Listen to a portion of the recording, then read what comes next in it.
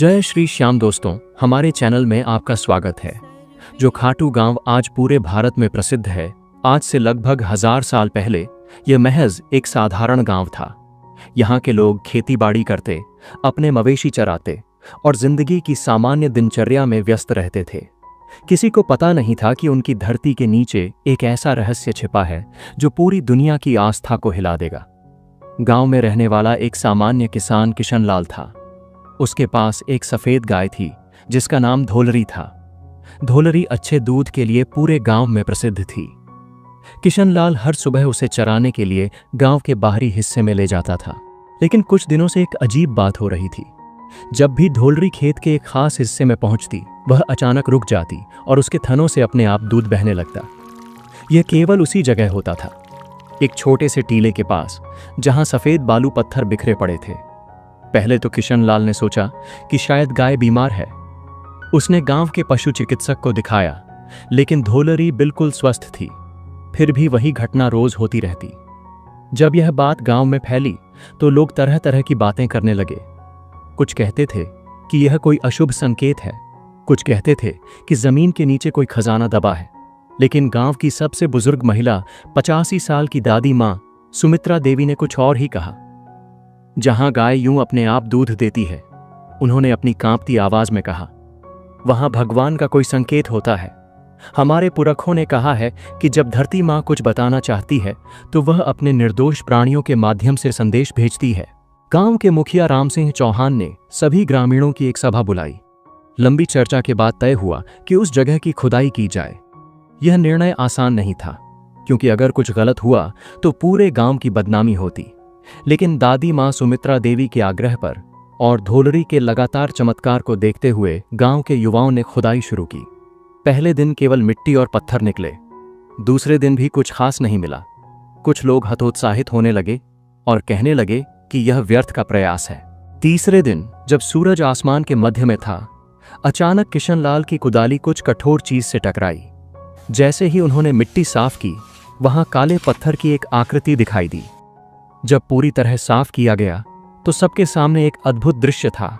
एक मानव सिर की आकृति जो पत्थर से बनी लगती थी, लेकिन उसमें एक अजीब सी दिव्यता थी। सिर के चेहरे पर एक शांत मुस्कान थी। आंखें बंद थीं, मगर ऐसा लगता था मानो वह देख रहे हों। माथे पर तिलक के निशान थे और पूरी मूर्ति से एक अलौकिक तेज निकल रहा था। यह देखते ही पूरे गांव में हलचल मच गई। बुजुर्ग महिलाएं खुशी के आंसू रोने लगीं। बच्चे डर और जिज्ञासा से देखने लगे। पुरुष श्रद्धा से सिर झुकाने लगे।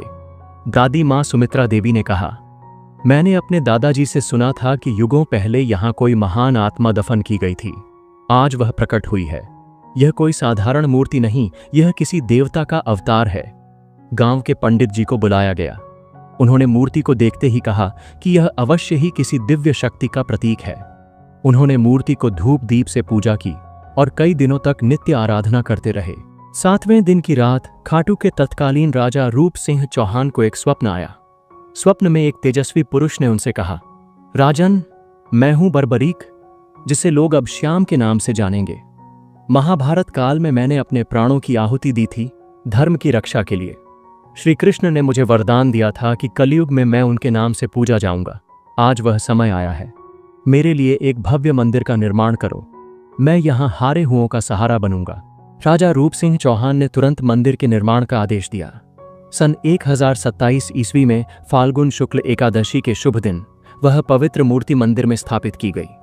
गांव के लोग नहीं जानते थे कि यह सिर महाभारत के उस वीर योद्धा का था, जिसने युद्ध में भाग न लेकर भी पूरे युद्ध को प्रभावित किया था, जिसकी वीरता, त्याग और न्यायप्रियता की कहानी आज भी अनकही है।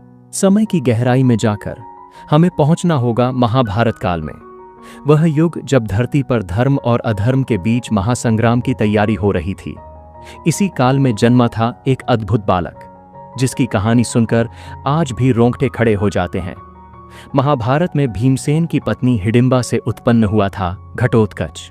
राक्षस और मानव के संयोग से बना यह योद्धा अपनी माया और शक्ति के लिए प्रसिद्ध था। घटोत्कच का विवाह हुआ दैत्यराज मोरा की पुत्री अहिलावती से, जो अपनी विद्वता और तपस्या के लिए जानी जाती थी।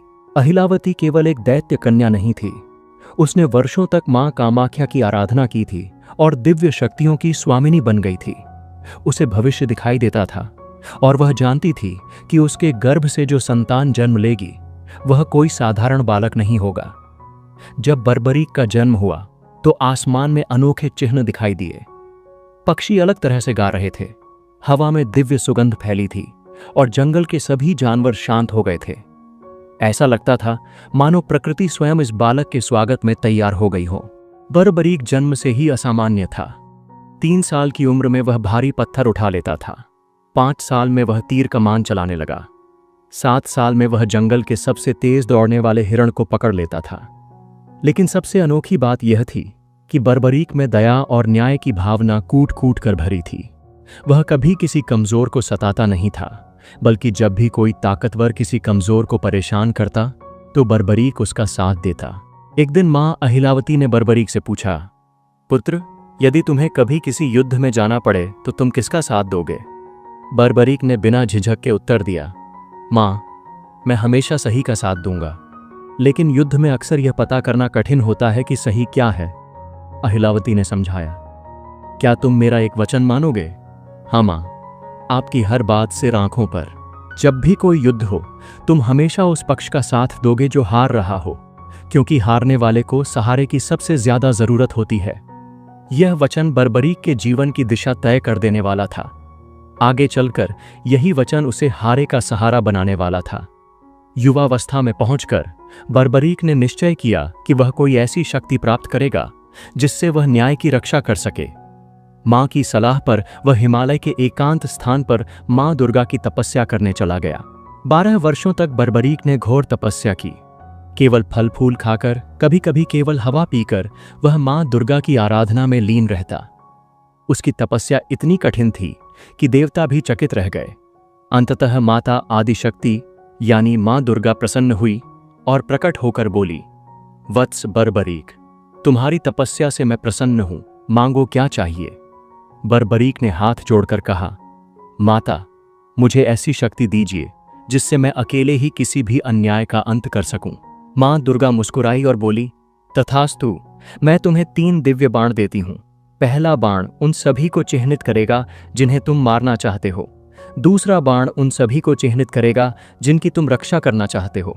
और तीसरा बाण उन सभी को नष्ट कर देगा जो पहले बाण द्वारा चिह्नित हैं। यह बाण कोई साधारण अस्त्र नहीं थे, इनमें दिव्य शक्ति थी। जब महाभारत युद्ध की तैयारी हुई तो बर्बरीक ने भी युद्ध में जाने का निर्णय लिया।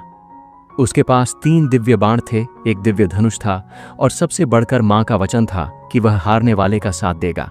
बर्बरीक जानता था कि इस युद्ध में उसके ही परिवार के लोग आमने सामने हैं। एक तरफ उसके पितामह भीम और पांडव, दूसरी तरफ कौरव। लेकिन उसके लिए यह पारिवारिक युद्ध नहीं था, यह धर्म और अधर्म के बीच का संघर्ष था। भगवान श्री कृष्ण सर्वज्ञ थे। वे जानते थे कि यदि बर्बरीक युद्ध में भाग लेगा तो क्या होगा। बर्बरीक पहले हारने वाले पक्ष का साथ देगा, उसके साथ आने से वह पक्ष जीतने लगेगा। फिर वह दूसरे, जो अब हार रहा है, उस पक्ष का साथ देगा। यह प्रक्रिया तब तक चलेगी जब तक सिर्फ बर्बरीक न बचे। इसका परिणाम होगा सभी योद्धा मर जाएंगे, केवल बर्बरीक जीवित रहेगा। यह धर्म स्थापना का उद्देश्य नहीं था। श्री कृष्ण ने एक वृद्ध ब्राह्मण का रूप धारण किया और बर्बरीक के मार्ग में प्रकट हुए। वत्स, कहां जा रहे हो? उन्होंने पूछा। आदरणीय ब्राह्मण जी, बर्बरीक ने सम्मान से उत्तर दिया, मैं कुरुक्षेत्र जा रहा हूं। वहां महान युद्ध हो रहा है, किंतु तुम्हारे पास तो केवल 3 बाण हैं। कृष्ण ने आश्चर्य से कहा, इतने बड़े युद्ध के लिए यह कैसे पर्याप्त हैं? बर्बरीक मुस्कुराया, आदरणीय, यदि 1 बाण से काम हो जाए तो बाकी 2 व्यर्थ हैं। यदि 2 से काम हो जाए तो तीसरा व्यर्थ है, और यदि तीनों का प्रयोग करना पड़े तो समझिए कि सारा संसार ही समाप्त हो जाएगा। श्री कृष्ण ने बर्बरीक की शक्ति की परीक्षा लेने के लिए कहा, यदि तुम इतने महान धनुर्धर हो तो इस पीपल के वृक्ष के सभी पत्तों को एक साथ भेद कर दिखाओ। बर्बरीक ने आंखें बंद करके ध्यान लगाया। उसने पहला बाण छोड़ा। बाण ने तुरंत पेड़ के हर पत्ते को चिह्नित कर दिया और फिर श्री कृष्ण के पैर के चारों ओर मंडराने लगा। यह बाण मेरे पैर के चारों ओर क्यों घूम रहा है? श्री कृष्ण ने पूछा। क्योंकि आपके पैर के नीचे एक पत्ता है जिसे मैंने देखा नहीं था, बर्बरीक ने कहा। कृपया पैर हटाइए, नहीं तो बाण आपके पैर को भी भेद देगा। श्री कृष्ण चकित रह गए। उन्होंने वास्तव में एक पत्ता पैर के नीचे दबा रखा था। जैसे ही उन्होंने पैर हटाया, बाण ने उस पत्ते को भी भेद दिया। अब श्री कृष्ण समझ गए कि बर्बरीक की शक्ति वास्तव में असीमित है। उन्होंने कहा, वीर बर्बरीक, युद्ध से पहले महान योद्धा को दान करना आवश्यक है। क्या तुम अपना शीश दान करोगे? बर्बरीक ने संदेह से पूछा। कोई साधारण ब्राह्मण इतना बड़ा दान नहीं मांग सकता। आप कौन हैं? तब श्री कृष्ण ने अपना दिव्य रूप प्रकट किया। चारों ओर तेज फैल गया। आकाश में शंख की ध्वनि गूंजी और देवता पुष्प बरसाने लगे। प्रभु, बर्बरीक ने भक्ति से सिर झुकाया। आपकी आज्ञा शिरोधार्य है, लेकिन एक अंतिम इच्छा है। कहो वत्स। मैं यह महान युद्ध देखना चाहता हूं। श्री कृष्ण ने बर्बरीक को वरदान दिया, तुम्हारा शीश एक पहाड़ी पर रखा जाएगा, जहां से तुम पूरा युद्ध देख सकोगे, और कलयुग में तुम मेरे ही नाम श्याम से पूजे जाओगे। तुम्हारी शक्ति, तुम्हारा त्याग और तुम्हारी न्यायप्रियता हमेशा के लिए अमर हो जाएगी। बर्बरीक ने प्रसन्नतापूर्वक अपना शीश काटकर श्री कृष्ण को समर्पित कर दिया। श्री कृष्ण ने उस शीश को अमृत से सींचा और उसे एक पहाड़ी पर स्थापित कर दिया। पूरे 18 दिन का युद्ध बर्बरीक के शीश ने देखा। युद्ध के अंत में जब युधिष्ठिर ने पूछा कि युद्ध में सबसे महान योद्धा कौन था, तो बर्बरीक के शीश ने उत्तर दिया, मुझे युद्ध में केवल भगवान श्री कृष्ण का सुदर्शन चक्र ही घूमता दिखाई दिया, जो शत्रु सेना का वध कर रहा था।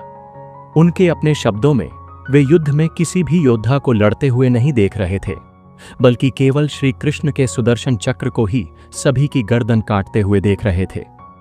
बर्बरीक का शीश युद्ध के बाद अंतर्धान हो गया। श्री कृष्ण का वरदान था कि वह कलयुग में पुनः प्रकट होगा। सदियां बीती, युग बदले, लेकिन वह महान आत्मा धरती के गर्भ में छुपी रही, जब तक कि खाटू गांव में एक गाय के चमत्कार ने उसे पुनः प्रकाश में नहीं लाया। खाटू गांव में बर्बरीक के शीश की खोज के बाद जो घटनाएं हुईं, वे न केवल आश्चर्यजनक थीं, बल्कि इतनी रहस्यमय थीं कि आज भी वैज्ञानिक इनकी व्याख्या नहीं कर सकते। राजा रूप सिंह चौहान का स्वप्न केवल एक सामान्य सपना नहीं था। जब उन्होंने आंखें खोली तो उनके माथे पर तिलक का निशान था, बिल्कुल वैसा ही जैसा उस दिव्य पुरुष के माथे पर था जिसने स्वप्न में दर्शन दिए थे। यह देखकर रानी नर्मदा कंवर भी चकित रह गईं। अगली सुबह राजा ने पूरे राज्य में घोषणा करवाई कि खाटू में एक भव्य मंदिर का निर्माण होगा, लेकिन यह कोई साधारण मंदिर नहीं होगा। यह कलयुग के सबसे महान संरक्षक का धाम होगा। मंदिर के निर्माण में कई अलौकिक घटनाएं हुईं। जब शिल्पकार पत्थर काटने आए तो उन्होंने देखा कि कुछ पत्थर अपने आप एक खास आकार में कट जाते थे। मकराना संगमरमर के जो टुकड़े लाए गए थे, उनमें से कुछ पर प्राकृतिक रूप से श्री कृष्ण के चिन्ह बने हुए थे। सबसे आश्चर्यजनक बात यह थी कि जहां शीश मिला था, वहीं पास में एक कुंड अपने आप बन गया था। यह कुंड रातों रात बना था और इसमें निरंतर मीठा पानी भरा रहता था, बिना किसी दिखाई देने वाले जल स्रोत के। यह कुंड कभी सूखता नहीं, चाहे कितना भी भयानक अकाल हो। इसका पानी हमेशा मीठा और ठंडा रहता है। इस कुंड का भौगर्भिक सर्वेक्षण करने पर कोई भी भूमिगत जल स्रोत नहीं मिला, फिर भी यहाँ निरंतर पानी आता रहता है। इस पानी में ऐसे खनिज तत्व मिलते हैं जो आसपास के किसी भी पानी में नहीं मिलते। सैकड़ों साल पुराने इस कुंड का पानी हमेशा शुद्ध रहता है, कभी कोई बीमारी नहीं फैलती। श्याम कुंड के आधुनिक चमत्कार। प्रिया शर्मा की कहानी। प्रिया को ब्लड कैंसर था। डॉक्टरों ने हार मान ली थी। उसके परिवार ने अंतिम उम्मीद के रूप में श्याम कुंड में स्नान कराया। 3 महीने बाद जांच में पाया गया कि कैंसर के सारे सेल्स गायब हो गए हैं। डॉक्टर इसे मेडिकल मिरेकल कहते हैं। बीकानेर के एक व्यापारी रामदेव जी को कोढ़ की बीमारी थी। जब उन्होंने श्याम कुंड में स्नान किया तो 3 दिन में उनकी बीमारी पूरी तरह ठीक हो गई। यह घटना इतनी प्रसिद्ध हुई कि दूर दूर से लोग यहां आने लगे। अजमेर की गंगा देवी के पैर में लकवा था। 15 साल से वह नहीं चल सकती थी। श्याम कुंड में स्नान के बाद वह न केवल चल सकीं, बल्कि दौड़ भी सकीं। 1679 ईस्वी में मुगल सम्राट औरंगजेब ने राजस्थान के मंदिरों को नष्ट करने का अभियान चलाया। उसकी सेना खाटू भी पहुंची। मुख्य मंदिर पर हमला करने से पहले सैनिकों ने पास के गौरीशंकर मंदिर पर आक्रमण किया। यहां एक प्राचीन शिवलिंग स्थापित था। जब सैनिकों ने भालों से शिवलिंग पर प्रहार किया तो अचानक शिवलिंग से रक्त की धारा बहने लगी। ये देखकर सैनिक भयभीत हो गए। कुछ सैनिकों के हाथ अचानक सुन्न हो गए, कुछ की आवाज चली गई। डरे हुए सैनिक वहां से भाग खड़े हुए और फिर कभी वापस नहीं आए। 1857 के विद्रोह के समय, जब अंग्रेजों और स्थानीय राजाओं के बीच संघर्ष चल रहा था, खाटू मंदिर पूरी तरह सुरक्षित रहा। कहते हैं कि जो भी मंदिर को नुकसान पहुंचाने की सोचता था, वह रहस्यमय रूप से बीमार हो जाता था। 1947 में भारत पाकिस्तान बंटवारे के दौरान जब चारों ओर दंगे हो रहे थे, खाटू में पूरी शांति रही। 1971 में जब राजस्थान में भीषण बाढ़ आई तो चारों ओर पानी ही पानी था, लेकिन मंदिर परिसर में एक बूंद पानी नहीं घुसा। श्याम कुंड का पानी भी बिल्कुल साफ रहा। खाटू श्याम मंदिर की सबसे बड़ी विशेषता यह नहीं है कि यह कितना सुंदर है या कितना पुराना है। इसकी सबसे बड़ी विशेषता है यहां आने वाले भक्तों के जीवन में होने वाले चमत्कार। दिल्ली की सुनीता देवी को डॉक्टरों ने कहा था कि वह कभी मां नहीं बन सकती। 15 साल की शादी के बाद भी कोई संतान नहीं हुई थी। सास ससुर का ताना, पति का गुस्सा और समाज का तिरस्कार, सब कुछ झेलते झेलते वह टूट गई थी। एक बार उसकी सहेली ने उसे श्याम बाबा के बारे में बताया। सुनीता ने सोचा कि अब तो सब कुछ आजमा चुकी है, एक बार यहां भी चलकर देख लेती है। जब सुनीता खाटू पहुंची तो उसके सामने एक अनोखा दृश्य था। एक औरत अपने नवजात बच्चे को लेकर श्याम बाबा के सामने खड़ी थी और कह रही थी, बाबा, आपने मुझे यह संतान दी है, इसे आपका आशीर्वाद हमेशा मिलता रहे। सुनीता को लगा जैसे यह दृश्य सीधे उसके दिल पर चोट कर रहा हो। उसकी आंखों से आंसू बहने लगे। उसने श्याम बाबा से प्रार्थना की, बाबा, मुझे भी मां बनने का सुख दो, मैं आपका सबसे बड़ा निशान लेकर आऊंगी। 3 महीने बाद सुनीता गर्भवती हुई। 9 महीने बाद उसका एक सुंदर बेटा हुआ। जब बच्चा 6 महीने का हुआ तो सुनीता ने वादे के अनुसार 21 फुट का निशान लेकर पैदल यात्रा की। सुनीता के अब 3 बच्चे हैं। वह हर साल निशान यात्रा करती है और अन्य निःसंतान महिलाओं को प्रेरणा देती है। राकेश अग्रवाल जयपुर का एक छोटा व्यापारी था। उसकी कपड़े की दुकान में बहुत कम ग्राहक आते थे। उस पर 5 लाख रुपए का कर्ज हो गया था। साहूकार परेशान कर रहे थे, दुकान बंद करने की नौबत आ गई थी। राकेश की मां ने कहा, बेटा, एक बार श्याम बाबा के दर्शन करके आ, हमारे परिवार में सभी का भला हुआ है वहां जाने से। राकेश ने सोचा कि अब तो सब कुछ गया ही समझो, एक बार कोशिश करके देख लेते हैं। उसने निशान बनवाया और पैदल यात्रा की। मंदिर में जाकर उसने प्रार्थना की, बाबा, मेरा व्यापार ठीक कर दो, मैं हर साल आपका निशान लेकर आऊंगा और गरीब लोगों की मदद करूंगा। खाटू से लौटने के 1 हफ्ते बाद राकेश की दुकान में एक बड़ा व्यापारी आया। उसने कहा कि उसे राकेश की दुकान के कपड़े पसंद आए हैं और वह 50,000 रुपए का ऑर्डर देना चाहता है। धीरे धीरे राकेश का व्यापार बढ़ता गया। आज उसके जयपुर में 12 शोरूम हैं और वह करोड़पति है। लेकिन वह अपना वादा नहीं भूला।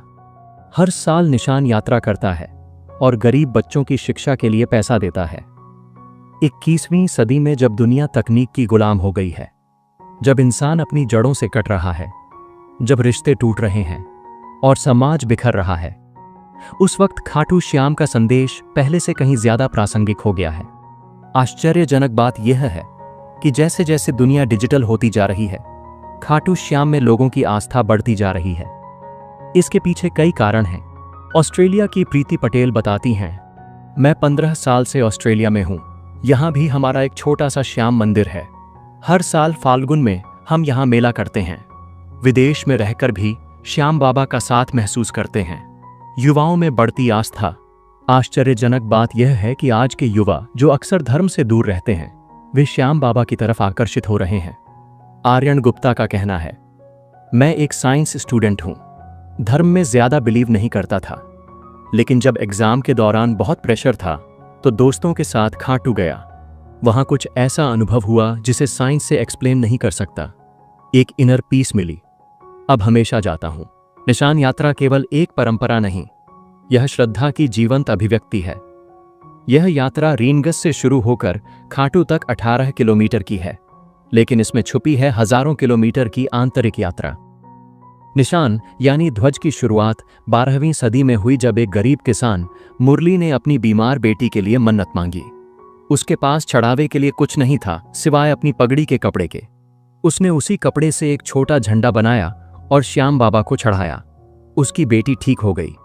तब से निशान चढ़ाने की परंपरा शुरू हुई।